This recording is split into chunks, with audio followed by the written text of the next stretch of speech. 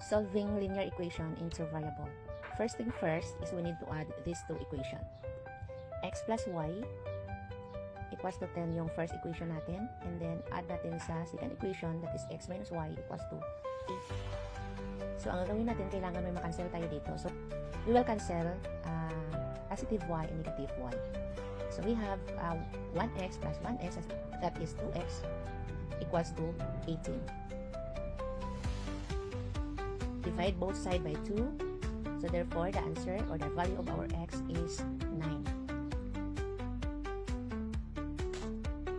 Next, we will find the value of our y by using equation number 1, x plus 2y equals to 10.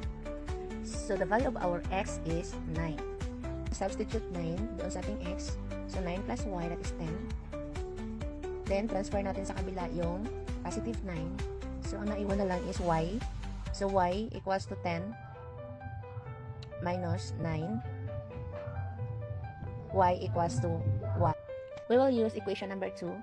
X minus y, that equals to 8. So dapat 1 pa rin yung answer dyan. So the value of our x is 9 minus y equals to 8. Transpose natin sa kabila yung positive 9, that is negative 9. So ang naiwan is negative y equals to 8 minus 9, that is negative 1. So cancel out na lang yung y or divide both side by negative.